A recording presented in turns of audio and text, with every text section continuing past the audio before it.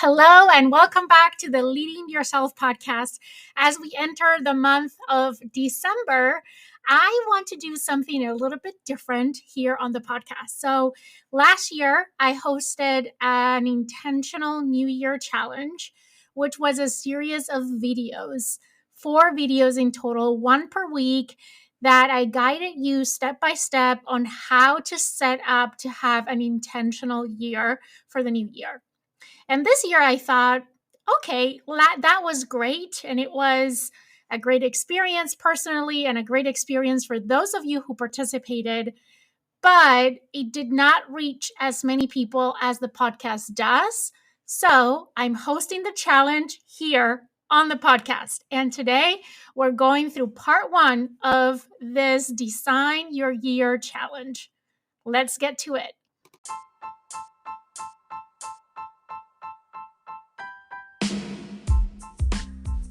Welcome to the Leading Yourself podcast. This is your host, Carolina de Arriba. I'm an HR professional, health and fitness coach, wife, mom, and above all things, a goal-getter. In this podcast, we're going to be digging into all things leadership, professional and career development, habits, and relationships. This is a podcast for those who want to become the best version of themselves. Those who have big dreams and are willing to embrace the journey and put in the work to achieve them. My goal is to share with you the tools, tips, and tricks to help you in your journey. So let's dig into today's episode. We are entering the month of December, and this is one of my favorite months of the year.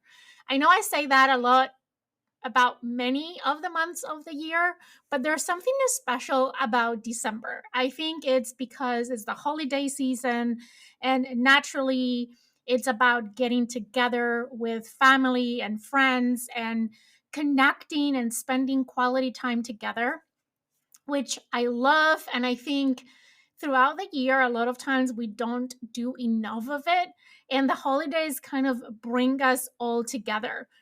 The other reason why I love this time of the year is because for me, this is a time of reflection. I think I do more self reflection this time of the year than I do throughout the year. And that's because naturally for me, it feels like the right time to do it. It's ending a year and reflecting on all the accomplishments, all the experiences, all the lessons learned of the year, and then kind of start to dream and plan for the year ahead. And every year I make little tweaks to this process, the science and the art of self reflection and planning and dreaming about the new year. And I have broken it in 4 little exercises that I want to share with you, one every week for the next 4 weeks. That will take us through the end of the year.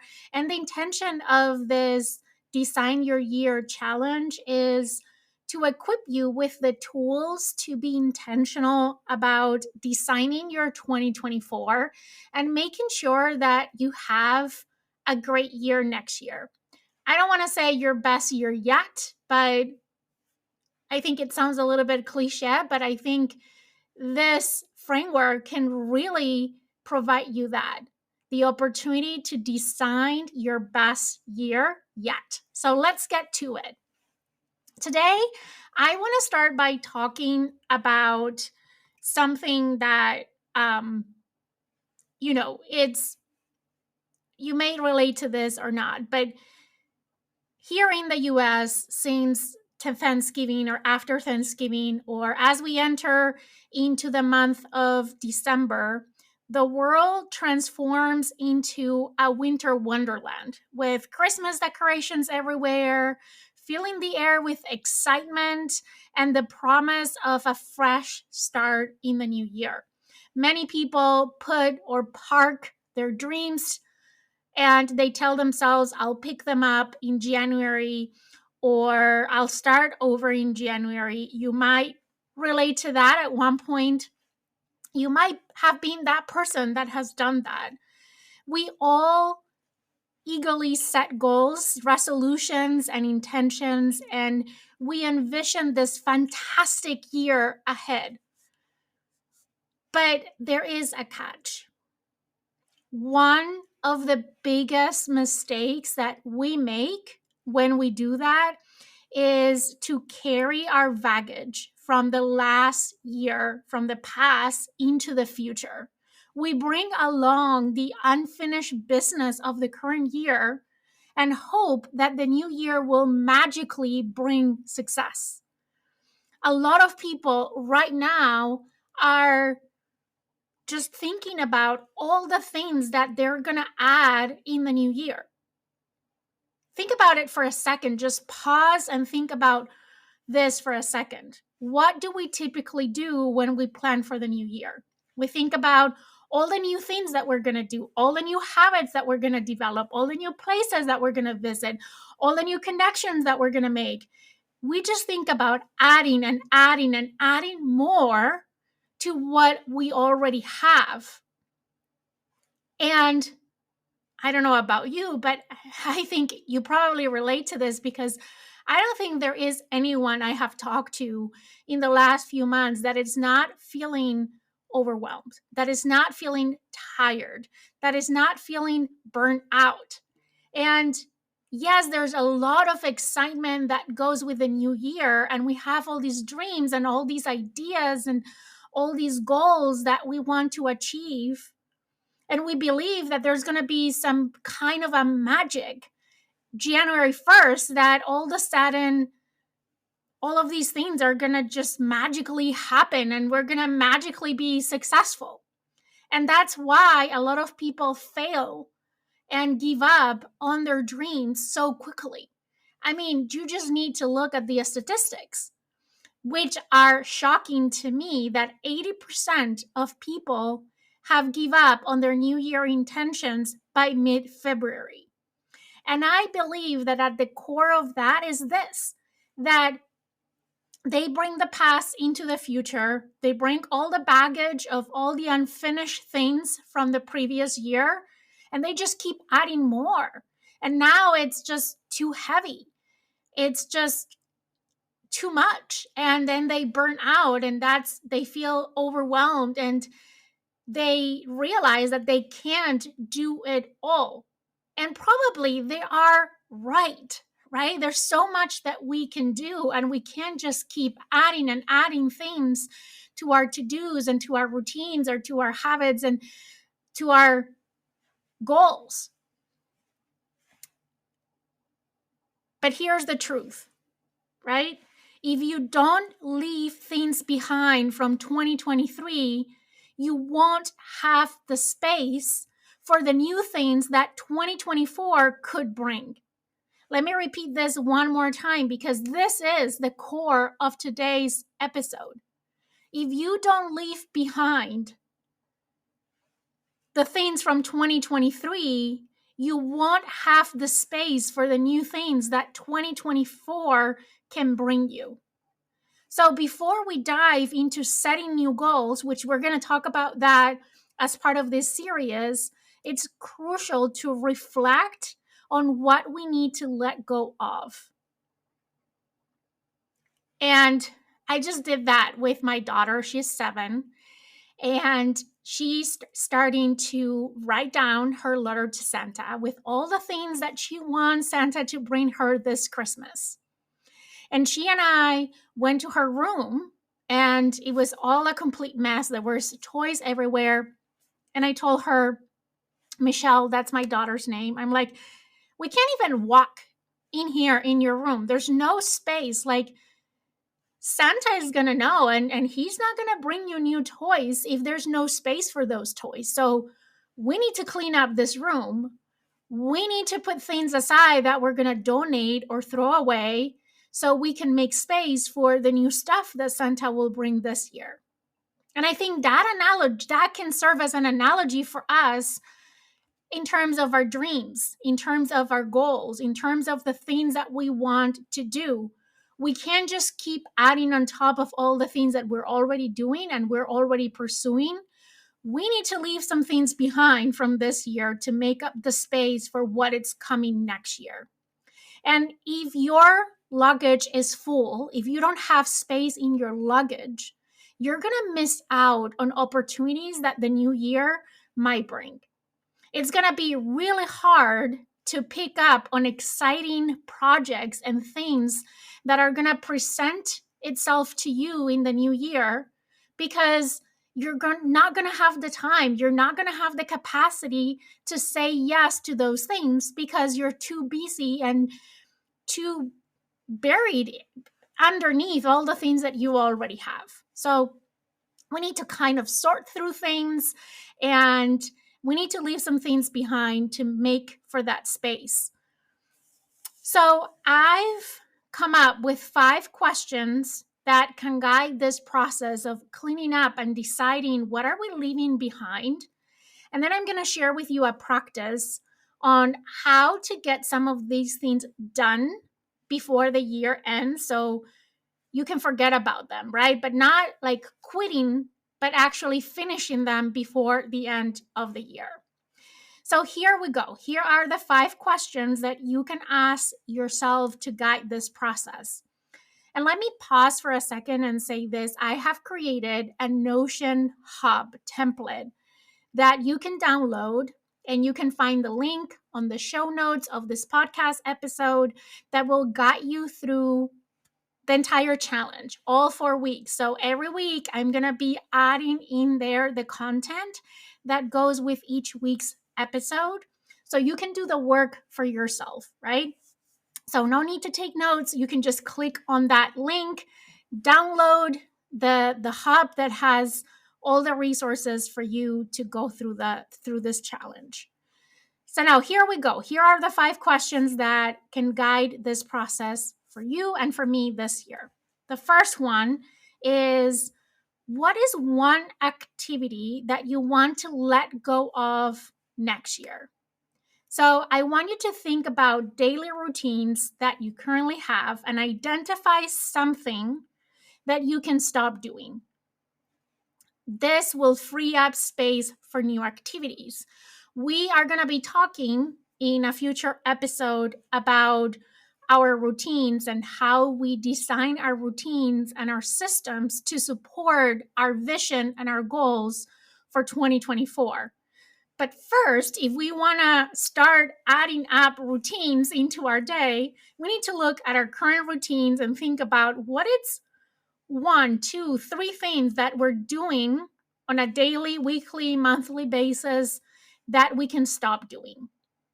And to do this, to think about what is that activity that you can let go of, I want you to think about something that it's not adding value anymore. Maybe when you came up with this activity, when you started doing this, it was adding a lot of value and there was a reason why you added that into your routines, but it's not longer serving you. So I want you to be very critical at looking at everything that you do every day and what is one thing that you can stop doing so you can free up the time, the space for new routines that we're going to design later on. The second one is, what is one thought that you want to let go of? I want you to identify one limiting belief or one negative thought that have held you back in 2023 and commit to releasing it. If you reflect about this year, what has been that one thought, that one limiting belief that have held you back from pursuing something that you really wanted, from really leaning in and going all in your dreams and your goals? What was that one thought, that one limiting belief? Maybe that limiting belief is, I don't have enough time. Maybe the belief was, I don't know where to start.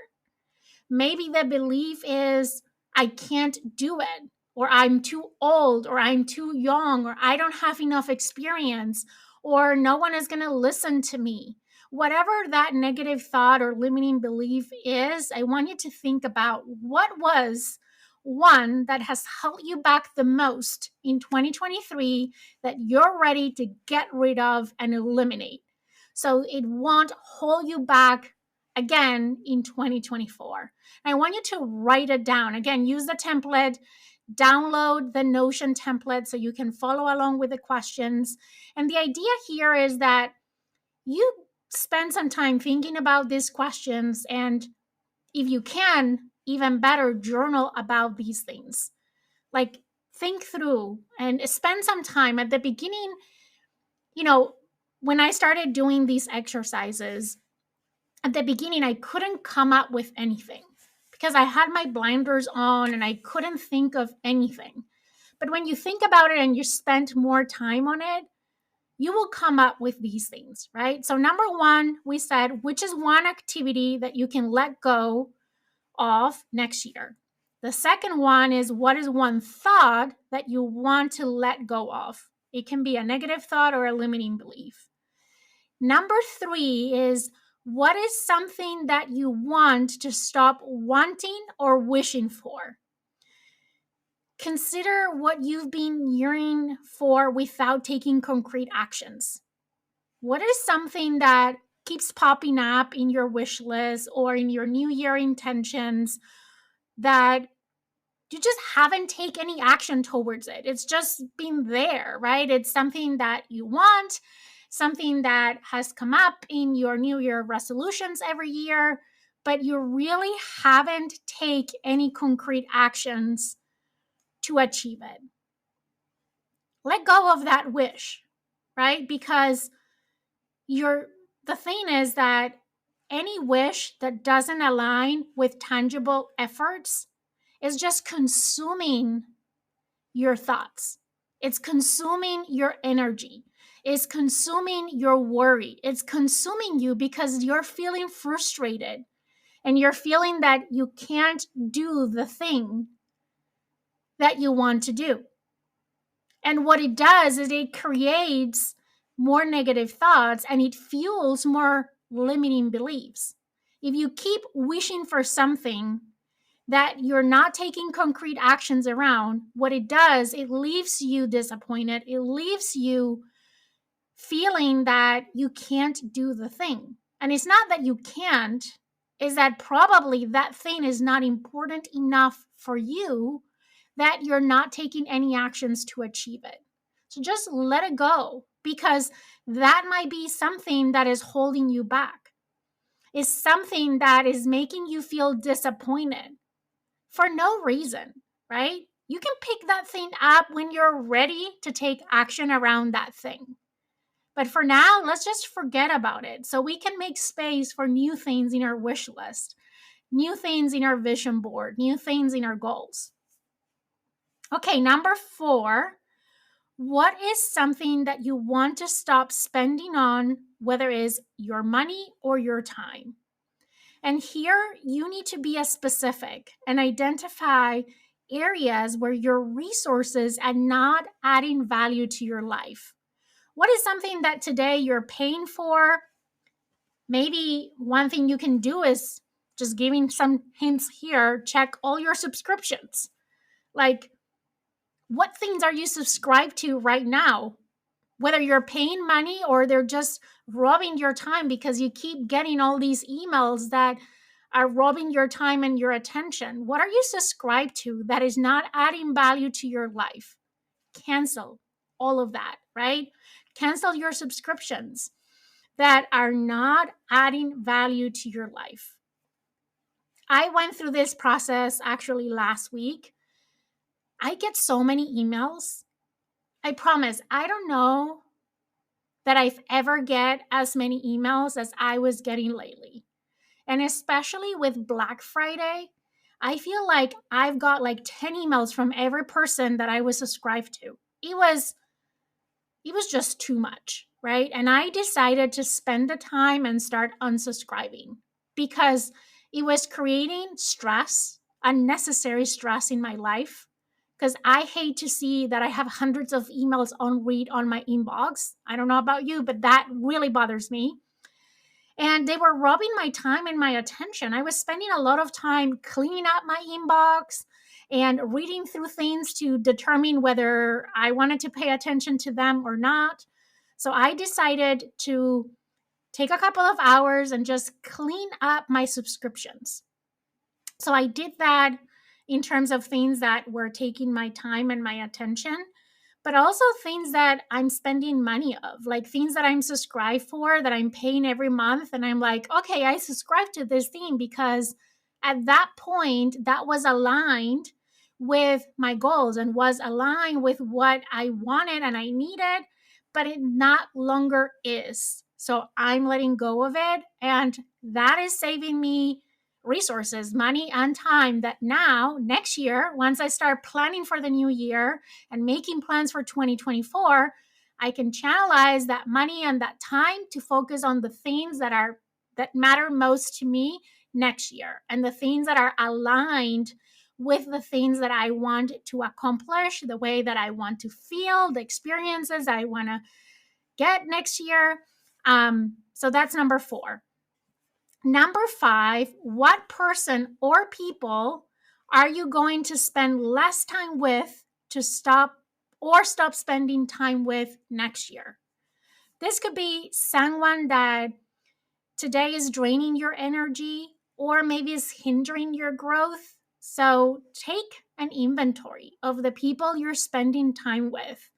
Which are the people that anytime that you're spending time with them, you left drained. You leave like not feeling at your best. You feel like they suck your energy, or you feel like you're always having to justify yourself for the things that you're doing, and therefore they're hindering your growth. Who are those people that you can now spend less time with next year? So that time that you're not spending with these people that are not adding value to your life right now, you can spend with new people that can actually, not, instead of draining your energy, can energize you and can help you continue your growth journey.